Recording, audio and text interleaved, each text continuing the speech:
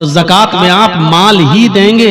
ये उलमा बैठे हैं, इनसे पूछ लीजिए, ज़कात में आप माल देंगे? आप ऐसा नहीं कर सकते हैं कि ज़कात का 10,000 रुपए का गल्ला लेकर आप गरीबों को बांट दें, 10,000 रुपए का गेहूं और चावल और कपड़ा लेकर आप गरीबों को बांट दें। ये आपकी ज़कात अदा नहीं होगी। ज़कात में आप माल ही देंगे, क्योंकि अब आप उसको मालिक बनाएंगे अपने माल का, और फिर वो अपनी जरूरत के मुताबिक खर्च करेगा। आप उसको गेहूं दे रहे हैं, लेकिन उसको जरूरत है मेरे भाई अपने बेटे के इलाज के लिए, ये आप तय नहीं करेंगे कि आप गल्ला दें, चावल दें, गेहूं दें, क्या दें, ये वो तय करेगा। आप उसको पैसा दीजिए, आप उसको रकम दीजिए, ये वो तय करेगा कि उसको अपने पैसे को किस चीज में और किस ज़मीन में खर्च करना है, ये वो तय करेगा। ज़कात किसी इंसान को अपने माल का मालिक बनाने का नाम है। आप अपना पैसा किसी गरीब को देकर उसको मालिक बना दीजिए, वो अपने हिसाब से उसको खर्च करेगा।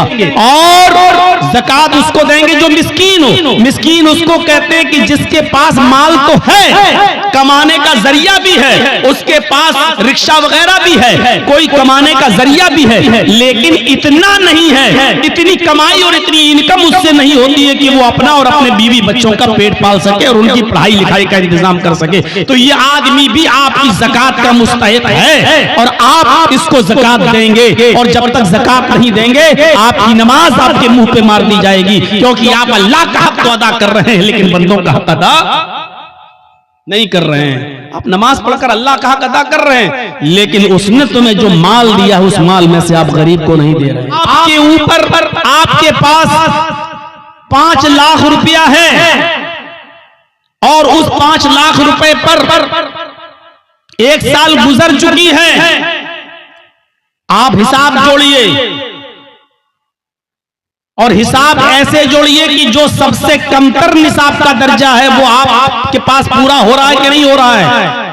और सबसे कमतर निसाब का दर्जा यह है कि 52.5 तोला चांदी कितने रुपए में आ रही है। और अगर 500 रुपए तोले के हिसाब से अगर हम चांदी को जोड़ लेते हैं, तो आप जोड़ लीजिए कि 52.5 तोले चांदी कितने रुपए में आ रही है। अगर इतना पैसा आपके पास है और उसको 1 साल गुजर चुकी है, तो आप मेरे भाइयों ज़कात आप देंगे और आपसे 40वां हिस्सा उसका लिया जाएगा। यानी 40 रुपए में 1 रुपया, 100 रुपए में 2.5 रुपए के हिसाब से, और बहुत आराम से 1 लाख रुपए में मेरे भाइयों 52.5 तोले चांदी आज के इस दौर में आ जाएगी। अगर किसी के पास 1 लाख 1.5 लाख रुपया है और उसको 1 साल गुजर चुकी है, तो आपके ऊपर ज़कात फर्ज हो जाती है। गौर करो कि ये इस्लाम कितना बड़ा समाजवादी धर्म है, जो आपको कह रहा कि आपको 2.5% आपको गरीबों को देना पड़ेगा, मिस्कीनों को देना पड़ेगा, फकीर को देना पड़ेगा। फकीर अल्लज़ी ला माल लहू, फकीर उसको कहते हैं कि जिसके पास कोई माल ही ना हो, कुछ भी नहीं है उसके पास, आप उसको दीजिए। और मिस्कीन उसको कहते हैं कि जिसके पास माल तो है और वो कमाने का जरिया भी है, लेकिन उसके पास इतना माल नहीं है कि वो अपना और अपने बीवी बच्चों का पूरा खर्चा, और उसके इतनी कमाई नहीं होती है कि जिसमें उसका और उसकी बीवी का खर्चा पूरा और बच्चों का खर्चा चल सके। तो ऐसे आदमी को भी आपको अपनी ज़कात में से देना पड़ेगा। फकीर और मिस्कीन की तारीफ आप सुन लीजिए। फकीर की तारीफ क्या है? अल्लज़ी ला माल लहू, जिसके पास माल ही ना हो, आप ज़कात उसको देंगे। और ज़कात उसको देंगे जो मिस्कीन हो। मिस्कीन उसको कहते हैं कि जिसके पास माल तो है, कमाने का जरिया भी है, उसके पास रिक्शा वगैरह भी है, कोई कमाने का जरिया भी है, लेकिन इतना नहीं है, इतनी कमाई और इतनी इनकम उससे नहीं होती है कि वो अपना और अपने बीवी बच्चों का पेट पाल सके और उनकी पढ़ाई लिखाई का इंतजाम कर सके। तो ये आदमी भी आपकी ज़कात का मुस्तहिक है और आप इसको ज़कात देंगे। और जब तक ज़कात नहीं देंगे, आपकी नमाज आपके मुंह पे मार दी जाएगी, क्योंकि आप अल्लाह का हक तो अदा कर रहे हैं, लेकिन बंदों का हक अदा नहीं कर रहे हैं। आप नमाज पढ़कर अल्लाह का हक अदा कर रहे हैं, लेकिन उसने तुम्हें जो माल दिया है उस माल में से आप गरीब को नहीं दे रहे। हर मुसलमान गौर करे और सुन लीजिए। अगर आपके पास 5 लाख रुपए है तो 2.5 लाख के हिसाब से जोड़ लीजिए। 12,500 रुपए आपके ऊपर ज़कात फर्ज हो गई, अब आप निकल रही है और ज़कात में आप माल ही देंगे। ये उलमा बैठे हैं, इनसे पूछ लीजिए, ज़कात में आप माल देंगे? आप ऐसा नहीं कर सकते हैं कि ज़कात का 10,000 रुपए का गल्ला लेकर आप गरीबों को बांट दें, 10,000 रुपए का गेहूं और चावल और कपड़ा लेके आप गरीबों को बांट दें, ये आपकी ज़कात अदा नहीं होगी। ज़कात में आप माल ही देंगे, क्योंकि अब आप उसको मालिक बनाएंगे अपने माल का, और फिर वो अपनी जरूरत के मुताबिक खर्च करेगा। आप उसको गेहूं दे रहे हैं, लेकिन उसको जरूरत है मेरे भाई अपने बेटे के इलाज के लिए, ये आप तय नहीं करेंगे कि आप गल्ला दें, चावल दें, गेहूं दें, क्या दें, ये वो तय करेगा। आप उसको पैसा दीजिए, आप उसको रकम दीजिए, ये वो तय करेगा कि उसको अपने पैसे को किस चीज में और किस जिम्न में खर्च करना है, ये वो तय करेगा। ज़कात किसी इंसान को अपने माल का मालिक बनाने का नाम है। आप अपना पैसा किसी गरीब को देकर उसको मालिक बना दीजिए, वो अपने हिसाब से उसको खर्च करेगा। अब आप कहेंगे मौलाना साहब, अगर उसको चावल और गेहूं न दें, वो शराब पी जाए तो ये उसका ईमान जाने, ये उसका दिल जाने, वो आप अपने कर्ज से और फर्ज से आप अदा हो जाएंगे। अगर वो ऐसा करता है तो आपको तो सवाब मिलेगा, लेकिन वो गुनाहगार होगा। और आपको अगर गेहूं और कपड़ा, चावल ये सब देना है तो ज़कात के अलावा मजीद आप सदका और खैरात जब करें तो उसमें से आप दीजिए, कोई नहीं रोकता है आपको, लेकिन ज़कात में आप उसको माल ही देंगे। तो मेरे प्यारे साथियों, इस्लाम के अंदर हमें पूरे के पूरे दाखिल हो जाएं, यही इस्लाम है। या इसी को अल्लाह तबारक व तआला ने फरमाया, या अय्युहल्लज़ीना आमनु दुखुलू फिस्सिल्मि काफ़ा, ईमानो वालो तुम इस्लाम के अंदर पूरे के पूरे दाखिल हो जाओ। ये इस्लाम नहीं है हम दूसरों को तकलीफ दें, हम दूसरों को परेशान करें, हम दूसरों के लिए मुसीबत बन जाएं। जानते हो तज़किरतुल हुफ़ाज़ में अल्लामा शमशुद्दीन ज़हबी रहमतुल्लाह अलैह ने एक वाक़या नकल किया है। जरा उस वाक़े की तरफ हम आपकी रहनुमाई करते तो आपको पता चलेगा कि वाक़या क्या है। 2 सहाबा की दुकानें एक साथ थी, 2 सहाबियों की दुकानें एक ही साथ थी। होता है इधर भी चाय की दुकान, इधर भी चाय की दुकान, होता है इधर भी मोबाइल की दुकान, आपके पड़ोस में भी मोबाइल की दुकान, कंपटीशन चल रहा है। मेरे भाइयों, 2 सहाबी की दुकान और दोनों कपड़े की दुकान। और आओ मैं आपको बताऊं कि सच्चा मुसलमान कौन है। मुसलमान अपने आप को कह देना एक अलग बात है, लेकिन अपने आप को सच्चा मुसलमान बनाना ये बहुत बड़ी बात है। और आज हम आपको सच्चे आप मुसलमान तो हैं, लेकिन गौर करें कि सच्चे मुसलमान हैं या नहीं। आप मुसलमान के दावेदार तो हैं, लेकिन ये गौर करो कि हम सच्चे मुसलमान हैं या नहीं। 2 सहाबी की दुकान और दोनों कपड़े की दुकान। एक कस्टमर आया और एक सहाबी की दुकान पर पहुंच जाता है और उनसे कपड़ा खरीदता है, कपड़ा बेच दिया जाता है। उस जमाने में मोल भाव नहीं होता था, इतने का उतना दे दिया, क्योंकि इतना मांगा ही नहीं जाता था कि आदमी जरूरत से ज्यादा मांगे और फिर वो मोल भाव हो। और आज भी ये इंडियन पाकिस्तानी लोग जो सऊदी अरब में अंदर जो आज पहुंच गए, इन लोगों ने माहौल खराब करके रख दिया है वहां पर। वरना सऊदी अरब के अंदर भी मोल भाव नहीं हुआ करता था, जितना मांगा उतना दे दिया गया, क्योंकि वो ना ज्यादा डिमांड करते थे और ना ज्यादा पैसे। ये यहाँ के और पाकिस्तानी, बांग्लादेशी और इन लोगों ने जाकर वहां पर अपना इंडिया और पाकिस्तान वाला एशिया का फार्मूला इस्तेमाल किया कि ज्यादा मांगो, कम होते होते फिर हम इतने पे आ जाएंगे। तो ये अब चलने लगा है, पहले नहीं चलता था। मेरे प्यारे साथियों, उन 2 सहाबियों की दुकान करीब करीब में थी। एक कस्टमर आया और उसने कपड़ा खरीदा और कपड़ा लेकर चला गया। थोड़ी देर के बाद दूसरा कस्टमर आया, वो भी इसी दुकान पर आया, उसने भी एक कपड़ा खरीदा और चला गया। थोड़ी देर के बाद एक तीसरा शख्स आया, वो भी इसी दुकान पर आया और उसने भी कपड़ा खरीदा और चला गया।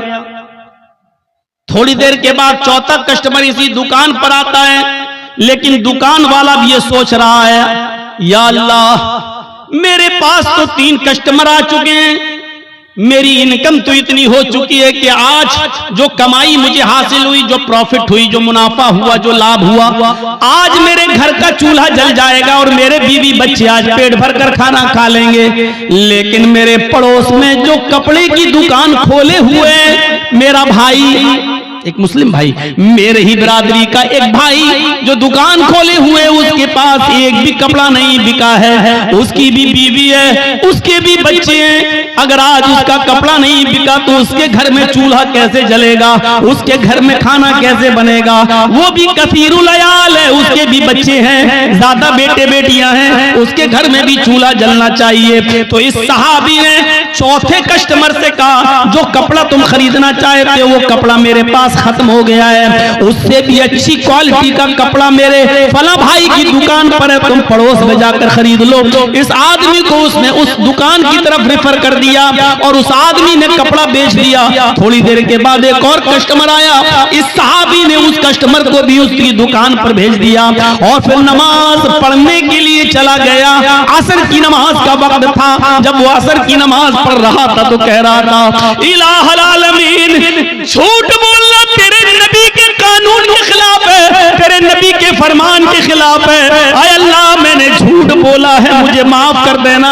आए मेरे परवरदिगार, मेरे पास वो कपड़ा मौजूद था, लेकिन मेरे भाई की हमदर्दी ने मुझे अंदर से झिझोड़ दिया है, इसलिए मैंने ये कह दिया है कस्टमर से कि वो कपड़ा मेरे पास नहीं, मेरे भाई के पास है। आय अल्लाह, मेरे इस झूठ को तू झूठ में मत लिखना, क्योंकि तू अच्छी तरीके से जानता है कि मेरी नीयत झूठ बोलने की नहीं थी, बल्कि अपने भाई की हमदर्दी करने की थी, और मैं इसमें कामयाब हुआ। आय अल्लाह, अगर तुझे मेरी ये नेकी पसंद हुई हो तो तू इस नेकी को कबूल फरमा ले। आज के इस कंपटीशन के दौर में अपने गरीबानों के बटन खोलकर झांको और बताओ, ऐसा दुकानदार आज के जमाने में कौन है और कौन यहां से खड़ा होकर कह सकता है कि हम पक्के और सच्चे मुसलमान हैं? कोई एक उठकर बताए और ये कहे कि हम के मुसलमान हैं और हम अपना कस्टमर दूसरे की दुकान पर भेज देते हैं, हम दूसरे के हमदर्द नहीं। दूसरे की दुकान पे आने वाला कस्टमर भी आप दूर से पुकार कर अपने पास बुला लेते हैं। अगर 2 रिक्शे वाले हैं तो 2 रिक्शे वाला, एक ने 20 मांगा, दूसरा कहता आओ हमसे 15 दे देना, हमारे रिक्शे पर बैठ जाओ, वो और कम कर लेता है। आज के इस कंपटीशन के दौर में हर मुसलमान अपने गरीबानों में झांक कर देखे और बताए कि कौन पक्का मुसलमान। नाम तो है मोहम्मद जर्जीस, नाम तो है मोहम्मद अजहर, नाम तो है नसीम अहमद, नाम तो है मोहम्मद अकरम, नाम है, और नाम रखने से कोई आदमी मुसलमान नहीं हो जाता। अगर नाम से ही कोई आदमी मुसलमान होता तो अल्लाह की कसम अब्दुल्ला इब्ने उबय इब्ने सलूल जन्नत में जाता। मेरे भाइयों, अगर नाम से ही कोई आदमी मुसलमान होता तो जाने कितने लोग ऐसे हैं कि जिनके नाम इस्लामी थे और वो नबी अकरम के मुखालिफ थे और अल्लाह के रसूल ने उनको जहन्नम में जाने की बशारत दी है। मेरे प्यारे साथियों, नाम रख लेने से कुछ नहीं होता और नाम के हो जाने से कुछ नहीं होता। हर आदमी गौर करके देखे कि वो कितना पक्का मुसलमान है। दूसरे की हमदर्दी का नाम ही तो इस्लाम है। इसीलिए तो अल्लाह के नबी सल्लल्लाहु अलैहि वसल्लम ने फरमाया कि वो आदमी मोमिन नहीं, वो आदमी मोमिन नहीं, वो आदमी मोमिन नहीं कौन? जो खुद पेट भर के खाना खा ले और उस दूसरा भाई उसका भूखा सो जाए। पड़ोसी, और पड़ोसी में कैद नहीं है कि मुसलमान नहीं, कोई भी हो, पड़ोसी का लफ्ज है, कोई भी हो पड़ोसी होना चाहिए, चाहे वो हिंदू हो, यहूदी हो, ईसाई हो, बुद्धिस्ट हो, जैनी हो, सिख हो, किसी भी मजहब से उसका ताल्लुक है। अगर वो भूखा सो गया तो याद रखिए कि आपकी नमाज आपके मुंह पे मार दी जाएगी। नमाज, हम तो नमाज भी पढ़ते हैं तो ऐसा लगता है जैसे अल्लाह के ऊपर बहुत बड़ा एहसान करके आ रहे हैं। मस्जिद से निकले, दाढ़ी पे हाथ फेरे, निकल, अस्सलाम वालेकुम, वालेकुम अस्सलाम, लग रहा है जैसे अल्लाह पर बहुत बड़ा एहसान करके आया है, अल्लाह पर बहुत बड़ा एहसान करके।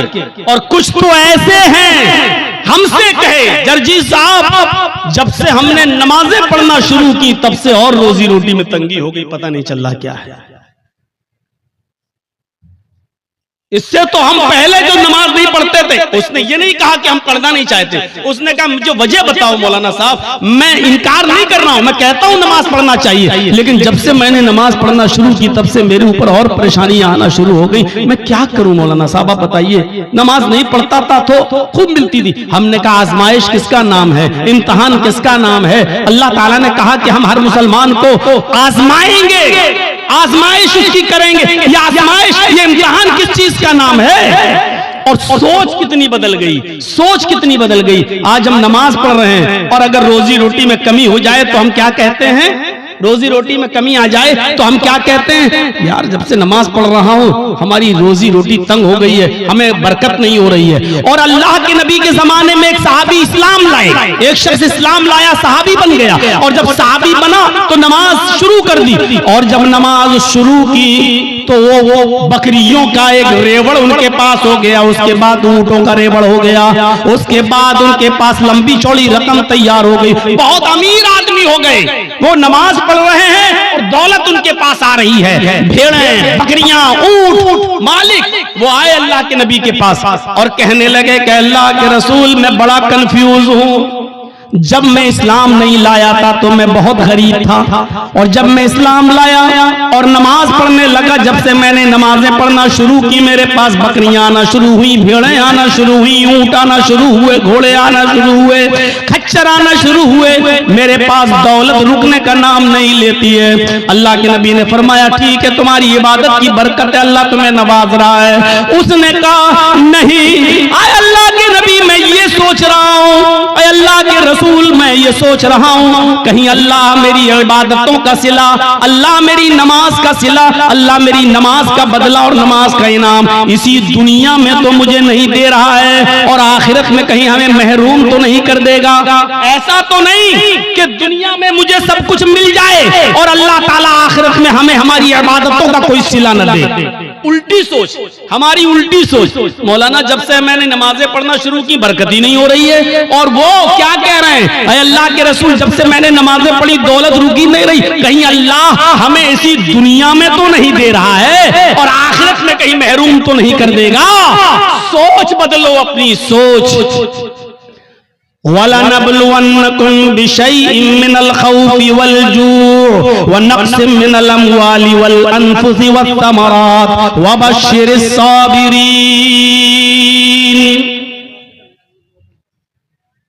अल्लाह कहता हम तुम्हें आजमाएंगे। मुसलमानों सुनो, अल्लाह कहता हम तुम्हें आजमाएंगे। वलनब्लुवन्नकुम बिशैइन मिनल खौफ, हम तुम्हें आजमाएंगे खौफ डालकर, ऐसे हालात पैदा कर देंगे कि तुम डरोगे। जैसे आज पूरे हिंदुस्तान के ही नहीं पूरी दुनिया के हालात पर आप नजर डालिए आप, और किसी एक जगह पर भी आप देख लीजिए कि मुसलमान जहां रहता है उस मुसलमान को कहीं अमन, कहीं शांति, कहीं सुकून उसको नजर आ रहा है? मुझे बताइए। ईरान के हालात देखिए, मुसलमान कहीं सुकून के साथ है। सीरिया के हालात देखिए, मुसलमान कहीं सुकून के साथ है। लेबनान के हालात देखिए, कहीं मुसलमान सुकून के साथ है। इराक के हालात देखिए, मुसलमान कहीं सुकून के साथ है। फिलिस्तीन के हालात देखिए, मुसलमान कहीं सुकून के साथ है। उर्दून के हालात देखिए, मुसलमान कहीं सुकून के साथ है। मुझे दुनिया का कोई ऐसा चप्पा बताइए जहां मुसलमान रहता है और वहां सुकून के साथ हो। आप अपना पड़ोसी मुल्क देख लीजिए, मस्जिदों में बमबारी हो रही है, एक दूसरे को मार रहा और कत्ल कर रहा है। आपके अपने पड़ोसी मुल्क के अंदर मस्जिदें तक महफूज नहीं हैं और वहां आत्मघाती हमले हो रहे हैं। ये कौन सा इस्लाम है और कौन सी इस्लाम की तालीम है? मेरे भाइयों, आप दुनिया के किसी चप्पे पे जाकर देख लो और बताओ, इतिहास, हिस्ट्री और आज की मौजूदा हालात को जायजा लेकर मुझे बताओ कि मुसलमान कहां चैन और सुकून के साथ है। ज़ोरिबत अलैहिमुज़्ज़िल्लतु वल मस्कना, इतना जलील, इतना रुस्वा, इतना इंसल्टेड, इतना जलील और रुस्वा दुनिया के किसी दौर में नहीं हुआ था जितना आज के दौर में मुसलमान है। क्यों? उसकी वजह यह है कि आज उसके अंदर से ईमान निकल चुका है। वला तहिनु वला तहज़नु व अंतुमुल अलौना इन कुंतुम मुमिनीन। अल्लाह ने तो हुकूमत और सल्तनत देने का वादा, इज्जत और सरदारी देने का वादा उस शर्त पे किया था कि अगर तुम्हारे अंदर ईमान होगा तो हम तुम्हें इज्जत देंगे, हम तुम्हें बुलंदी देंगे, हम तुम्हें बाइज्जत बनाएंगे। मेरे प्यारे साथियों, आज हम जितना जलील हैं उसकी वजह यह है कि आज हमारे अंदर उतना ही ईमान कमजोर है। आज उतना ही ईमान कमजोर है आज हमारे अंदर।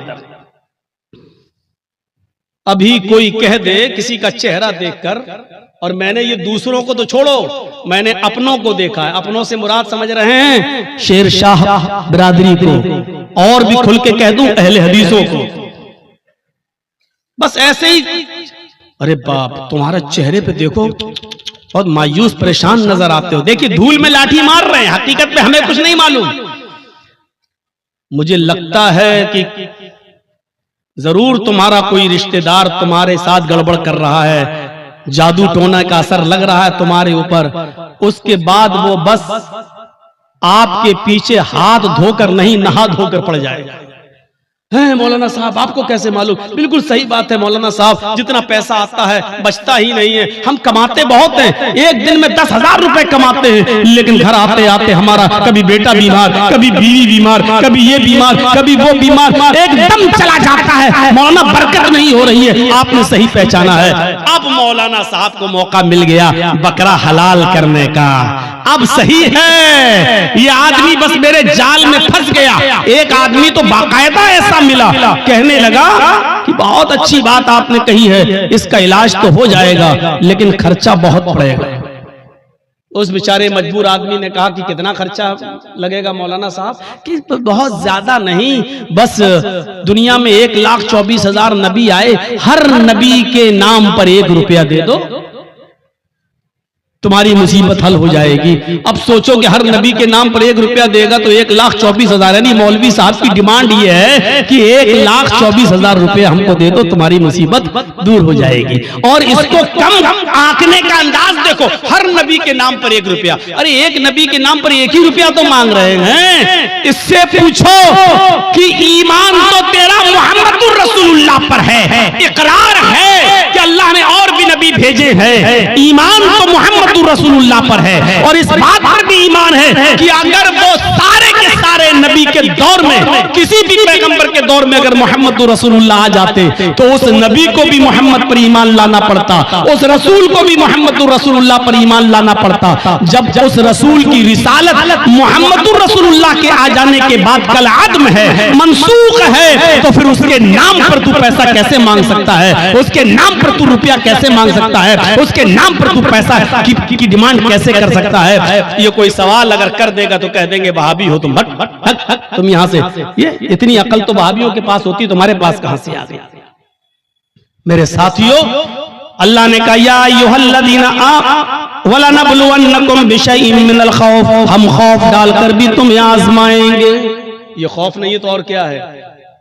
आज के हालात पर जरा नजर डालिए, खौफ डालकर भी हम तुम्हें आजमाएंगे।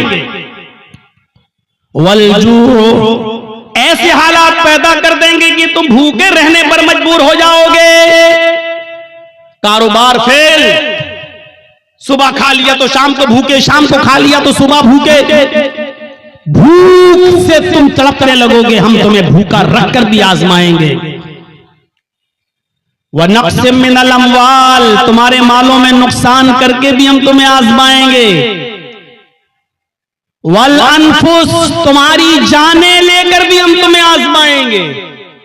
देखिए कैसी कैटेगरी बयान की अल्लाह ने, खौफ डालकर भी आजमाएंगे, भूखा मारकर, भूखा रखकर भी आजमाएंगे, तुम्हारे मालों में नुकसान पहुंचाकर भी तुम्हें आजमाएंगे, तुम्हारी जाने लेकर भी आजमाएंगे। वस्समरात, तुम्हारे फल फ्रूट, खेतियां बाड़ियां, खेत और सब्जियां बर्बाद करके भी हम तुम्हें आजमाएंगे। यानी तुम्हारे खेतों में नुकसान करके जिसकी तुम पैदावार करते हो, मकई, चावल, धान, भुट्टा, जिन चीजों को तुम जमीन में उगाते हो, जमीन से पैदा करते हो, फल फ्रूट सब्जी की शक्ल में, अनाज की शक्ल में, हम इसको भी बर्बाद करके हम तुम्हें आजमाएंगे। इन तमाम शक्लों में हम तुम्हारा एग्जाम लेंगे, हम तुम्हारा इम्तिहान लेंगे।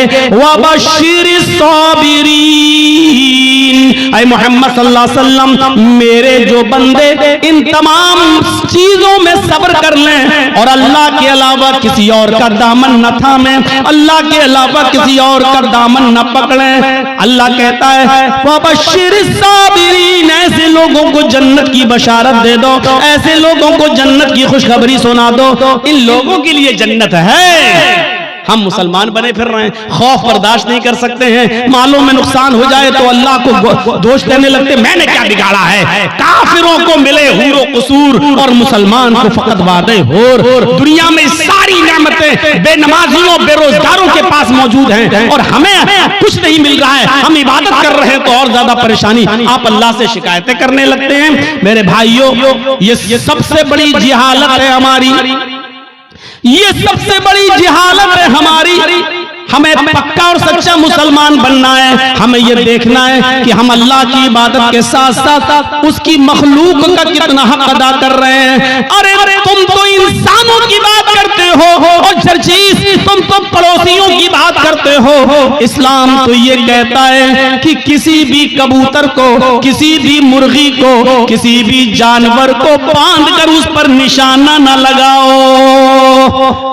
कितने लोग ऐसे हैं जो जानवरों पर निशाना लगाते हैं, कितने लोग ऐसे हैं मुस्तकबिल करीब के अंदर, माजी करीब के अंदर ऐसे बहुत से लोगों को तो मैंने अपनी आंखों से देखा है जो जानवरों को लड़ाया करते थे। देसी मुर्गे, मुर्ग की लड़ाई हुआ करती थी, उनमें नाखून उनके बड़े बड़े कर दिए जाते थे और मुर्ग आपस में लड़ाते हैं। जब तक वो खून खच्चर ना हो जाए और एक मुर्गा जब तक भाग ना जाए तब तक हार जीत का फैसला नहीं होता। पता नहीं अब ये होता है कि नहीं होता है। हमारे उत्तर प्रदेश में ये जिहालत आज भी चलती है। मुझे नहीं मालूम कि आपके बिहार और बंगाल में क्या कंडीशन है। मेरे प्यारे साथियों, इस्लाम इस लड़ाई को, जानवरों की और परिंदों की इस लड़ाई को भी हराम करार देता है और मुर्ग को लड़ाकर जख्मी करने वालों को भी मुजरिम करार देता है। मेरे प्यारे साथियों, इस्लाम तो वो प्यारा मजहब है कि एक औरत ने एक बिल्ली को पकड़ लिया और बिल्ली को पकड़ने के बाद बांध दिया और 3 दिन उसको भूखा और प्यासा रखा, यहाँ तक कि वो मर गई। न छोड़ती थी कि वो शिकार करके अपना गिज़ा हासिल कर ले, अपना रिस्क हासिल कर ले, न खुद को उसको खाना देती थी। बिल्ली भूखी प्यासी मर गई। वो नमाजी थी, सुनो, हाँ गौर करो हदीस के अल्फाज पर, वो नमाजी थी, वो रोजेदार थी, वो अल्लाह की इबादत भी किया करती थी, अल्लाह को माना भी करती थी, लेकिन उसने अल्लाह की एक मखलूक बिल्ली को बांध दिया, उसको भूखा रखा और प्यासा रखा और उस बिल्ली को भूख और प्यास की शिद्दत से मार डाला। लेकिन जब ये औरत मरी तो अल्लाह ताला ने उसकी नमाजों के बदले उसको जन्नत नहीं दी, उसके रोजों के बदले उसको जन्नत नहीं दी, उसकी ज़कात और खैरात के बदले उसको जन्नत नहीं दी। अल्लाह के नबी फरमाते हैं अल्लाह रब्बुल आलमीन ने उस औरत को जहन्नम के अंदर दाखिल कर दिया, इसलिए कि उसने बिल्ली को भूखा और प्यासा रखा था और मार दिया। नमाज पढ़ लेने का नाम इस्लाम नहीं है, रोजा रख लेने का नाम इस्लाम नहीं है। इबादत है, ठीक है, लेकिन इस्लाम यह है कि तुम अल्लाह की मखलूक के साथ भी रहम करो। अल्लाह की मखलूक, अल्लाह की सृष्टि के साथ भी तुम्हें रहम का बर्ताव करना है। ये औरत बिल्ली को बांध के रखी थी, जब मरी बिल्ली तो मर गई भूखी प्यासी, लेकिन नमाज और रोजा रखने के बावजूद जन्नत की मुस्तहिक नहीं हुई। और बुखारी पढ़िए, एक औरत ऐसी भी थी जो बदचलन थी। अब बदचलन का खुलासा नहीं करूंगा, आप समझ जाइए कि बदचलन किसको कहते हैं। बस दूसरे लफ्जों में कह दूं कि वो तवाइफ थी, क्योंकि हदीस में फाहिशा का लफ्ज मौजूद है, यानी जिस्म फरोश थी। पैसा लेती थी और अपना जिस्म बेचती थी, बदचलन थी, जानिया थी, बदकार औरत थी। उसने एक जंगल में एक कुत्ते को देखा जो गीली जमीन के पास बैठकर अपनी जबान से गीली जमीन को चाट रहा है। गोया कि वो प्यासा है और उस गीली जमीन से कुछ पानी लेना चाहता है, लेकिन गीली जमीन से पानी नहीं मिल रहा है। हदीस के अल्फाज हैं, उस औरत को उस कुत्ते पर रहम आ गया, उसने अपना मोजा उतारा। एक रिवायत में आता है उसने अपनी ओढ़नी, अपना दुपट्टा उतारा, उसने उस दुपट्टे को कुएं में डाला। एक हदीस में आता है कि उसने अपना मोजा, चमड़े का मोजा चलता था, वो चमड़े का मोजा उतारा, अपनी ओढ़नी में बांधा और उस ओढ़नी को चमड़े के मोजे के साथ जब कुएं में डाला तो कुएं का पानी उस मोजे में, उस चमड़े के सॉक्स में आ गया। पूरा मोजा उसने पानी से भर लिया और वो कुत्ते के पास आई और उसने पानी उस कुत्ते के मुंह के पास उलट दिया। कुत्ते ने अपनी जबान से चाट चाट कर वो पानी पी लिया। उस वक्त तक वो उसको पानी पिलाती रही जब तक कि वो कुत्ता प्यास की शिद्दत से उसकी प्यास बुझ नहीं गई, वो सैराब न हो गया और अपने आप दुम हिलाकर जाने लगा। गौर करो आए मुसलमानों, ये औरत बदचलन थी, ये औरत जानिया थी, ये औरत जिस्म फरोश थी, इसने नमाजें न पढ़ी थी, रोजा नहीं रखा था, लेकिन एक कुत्ते को पानी पिलाया।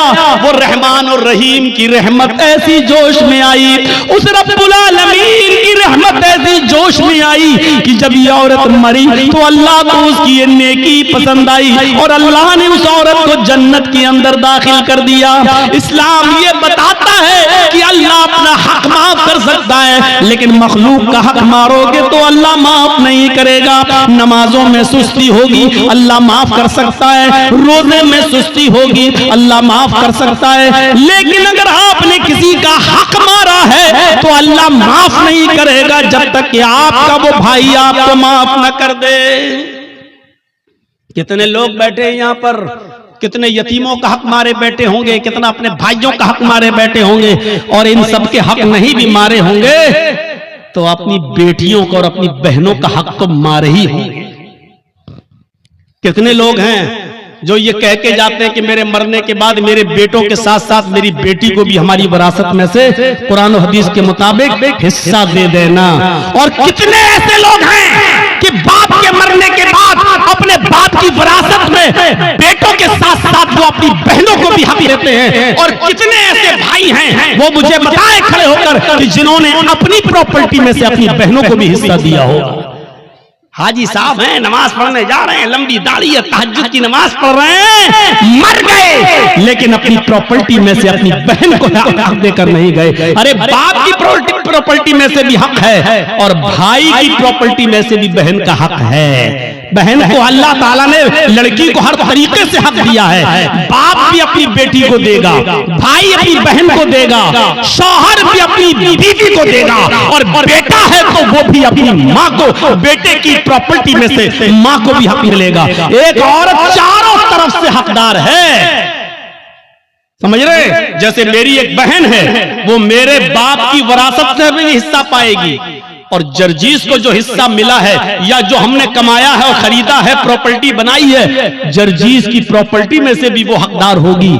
और वो जिस शौहर के साथ रहती है उस शौहर की प्रॉपर्टी में से भी उसको मिलेगा। और उसका जो बेटा है, बेटा अगर जमींदार है और जायदाद का मालिक है या किसी हिस्से का हकदार है तो उसमें से भी उसकी माँ यानी मेरी बहन है, उसमें से भी हिस्सा पाएगी। गौर करो, इस्लाम ने औरत को इतनी बुलंदियों से नवाजा है, ये मीडिया के लोग जो उछालते हैं और भागते फिरते हैं और कहते हैं कि इस्लाम ने जुल्म किया है, जुल्म किया है। जुल्म, ये जुल्म नहीं है। मुझे बताओ कि बाप की भी विरासत में से, बेटे की भी विरासत में से, भाई की भी विरासत में से और शौहर की भी विरासत में से ऐसा कौन सा मजहब है और ऐसा कौन सा संप्रदाय है जो अपने बहन, बेटी, बीवी को हक देता हो? मेरे भाइयों, ये इस्लाम है जिसने औरत को इतनी इज्जतों से नवाजा है। अगर मां है तो कह दिया कि तेरे कदमों के नीचे तेरी औलाद के लिए जन्नत है। अगर बीवी है तो कह दिया जो तुम खाओ वो अपनी बीवी को खिलाओ, जो तुम पहनो वो अपनी बीवी को पहनाओ। खबरदार अपनी बीवी के गाल पर कभी थप्पड़ मत मारना। एक औरत को कैसी इज्जत दी जा रही है। अगर वो किसी की बीवी है तो कहा जा रहा है खबरदार उसके गाल पर कभी थप्पड़ मत मारना। गाल पर थप्पड़ मारने का मतलब ये नहीं है कि गाल पर न मारो, पीठ पे खूब ठोको। तो मौलाना साहब तो कह रहे हैं गाल पे मत मारो, इसका मतलब गाल के अलावा जहां चाहो वहां मार सकते हो। गाल को बोलने का मतलब यह है कि सबसे ज्यादा नाजुक हिस्सा ये गाल होता है, यहां मारेंगे हो सकता है कि उसने अपने आप को बचाया और आंख में हाथ लग जाए, उंगली चली जाए और उसकी आंख फूट जाए। तो जब इतने नाजुक जगह पर मारने का हक नहीं दिया है तो औरत को मारने का मतलब यह ना गाल पर कि कहीं ना मारो।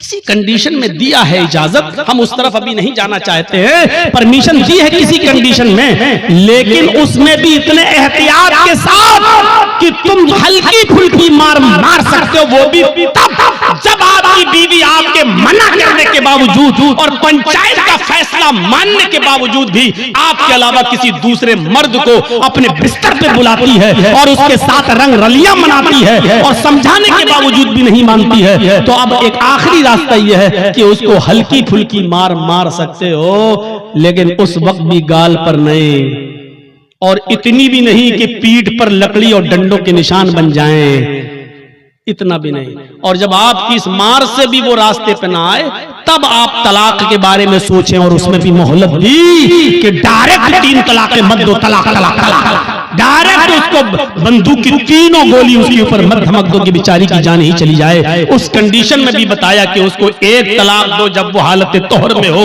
पाकी की हालत में हो, और फिर सोचने और समझने का मौका दो। और फिर जब वो दूसरा महीना आए और फिर वो दूसरे महीने तक नहीं मानती है, फिर भी हरकतें कर रही है, और दूसरे महीने में जब वो हालत तोहर में हैज से पाक हो जाए तब आप उसको दूसरी तलाक दे सकते हो। ताकि ये बहुत लंबा एक अरसा हो, अरे इतना मौका दिया है कि एक कमजोर दिल की औरत डर जाएगी नहीं, इतना अब तो आखिरी रह गई है। तीसरे महीने में जहां तीसरी तलाक दी हम हमेशा के लिए हराम हो जाएंगे, मेरे बच्चों का क्या होगा, ये सोचने और समझने का पूरा मौका दिया है। इससे पहले अगर वो मान जाती है तो आप भी मान जाओ और उसको अपनी बीवी की शक्ल में कबूल कर लो, स्वीकार कर लो। मेरे भाइयों, बहुत संजीदा मजहब है इस्लाम। इस्लाम के अंदर पूरे के पूरे दाखिल होने का मतलब यह है कि उसने जिन कामों के करने का हुक्म दिया उन कामों को करो और जिन कामों से रोकने का हुक्म दिया उनसे रुक जाओ। यही है इस्लाम। हजरत मुआज इब्न जबल फरमाते हैं कि अल्लाह के नबी सल्लल्लाहु अलैहि वसल्लम ने मुझे 10 बातों की नसीहत फरमाई, मुझे 10 बातों की वसीयत फरमाई। मुस्नद अहमद के अल्फाज हैं। इस हदीस को इमाम अहमद ने अपनी मुस्नद के अंदर नकल किया है और अल्लामा अलबानी रहमतुल्लाह अलैह ने इसको हसन करार दिया है। फरमाया अल्लाह के नबी सल्लल्लाहु अलैहि वसल्लम फरमाते हैं, हजरत मुआज इब्न जबल फरमाते हैं कि औसानी रसूलुल्लाह सल्लल्लाहु अलैहि वसल्लम बिआशरी कलिमात, कि अल्लाह के नबी सल्लल्लाहु अलैहि वसल्लम ने मुझे 10 कलिमात की 10 बातों की वसीयत फरमाई। ऐ मास, ये 10 काम तुम कर लो, ये 10 काम तुम्हें हर हाल में करना है। मेरे भाइयों, मैं तशरीह करता हुआ चलूंगा लेकिन शायद मैं 10 तक न पहुंच पाऊं, इसलिए कोशिश करूंगा कि कम से कम 5 चीजें तो आपको बता ही दूं। अल्लाह के नबी सल्लल्लाहु अलैहि वसल्लम ने 10 चीजों की वसीयत फरमाई और 10 चीजों में पहला नाम ये लिया, ऐ मास ला तुशरिक बिल्लाहि शैअन इन कुतिलता हुर्रिकता।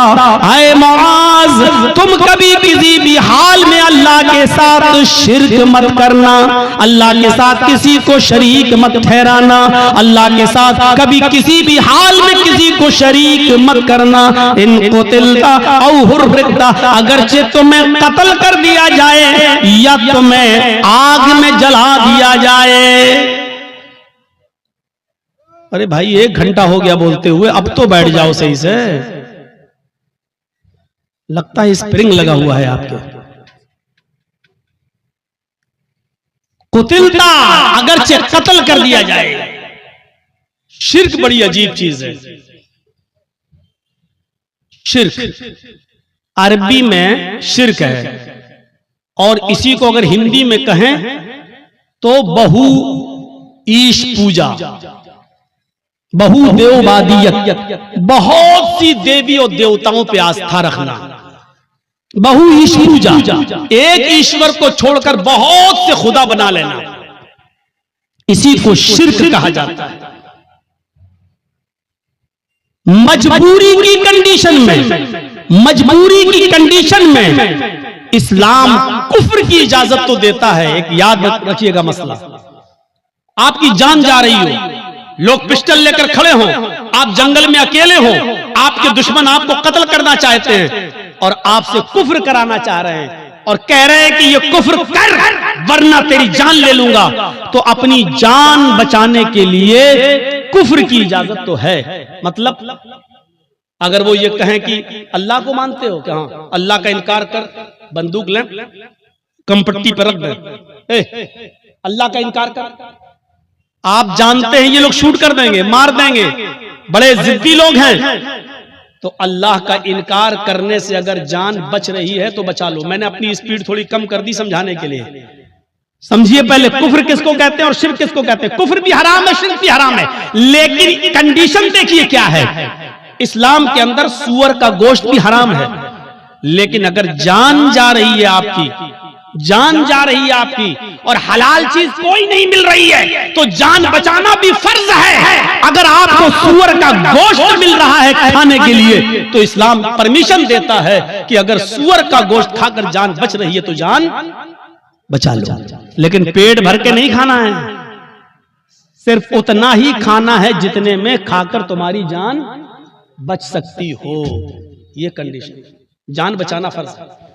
लेकिन कहीं फर्ज होने के बावजूद इस्लाम कैटेगरी देखिए, मजबूरी है और जान जाने वाली है, कुफ्र से करने से तो जान बच रही है। अल्लाह के नबी फरमाते हैं कि कुफ्र से जान बच रही है तो बचा लो, लेकिन दिल से अल्लाह का इनकार मत करना। उनके मुंह पे कह देना हाँ हाँ हाँ नहीं नहीं नहीं मैं अल्लाह को मानता ही नहीं हूं, मैं अल्लाह को मानता, सिर्फ जबान से कहना, दिल में अकीदा नहीं होना चाहिए। और जब वो छोड़ दे तुम्हें तो घर पे आओगे, अल्लाह तू तो मेरे दिल का हाल जानता ही है, मैंने मजबूरी में कह दिया था, अरे अल्लाह मैं दिल से तुझे मानता हूं और तेरा इकरार करता हूं, अशहदु अल्ला इलाहा इल्लल्लाह व अशहदु अन्ना मुहम्मदन अब्दुहु व रसूलुहु। आपका इस्लाम कोई फर्क नहीं पड़ेगा, क्योंकि आपने जान बचाने के लिए अल्लाह का इनकार किया। अल्लाह का इनकार करने से जान बच रही है तो बचा लो, लेकिन यहाँ कंडीशन क्या है, ला तुशरिक बिल्लाही शैअन इन कुतिलता हुर्रिकता। यहां इस्लाम, अल्लाह के नबी क्या कह रहे हैं, अगर तुझे कत्ल भी कर दिया जाए और तुझे जला दिया जाए, आग में डाल दिया जाए, ये काम करा लेना, लेकिन शिर्क मत करना अल्लाह के साथ, अल्लाह के साथ शिर्क मत करना।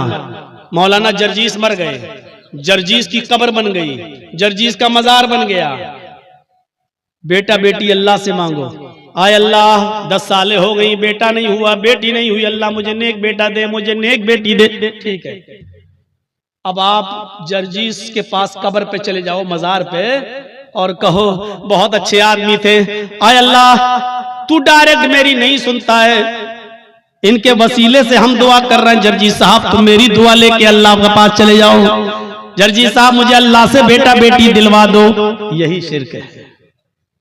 मैंने कह दिया जो कहना था, समझदारों के लिए इशारा काफी है, कोई जरूरी है किसी का नाम लिया जाए? जब बगैर नाम लिए बात बन रही हो तो नाम नहीं लेना चाहिए। मेरे भाइयों, मैंने अपना नाम ले लिया, और क्लियर कर दिया ये शिर्क है कि अल्लाह को छोड़कर किसी और को पुकारा जाए, किसी और से मांगा जाए।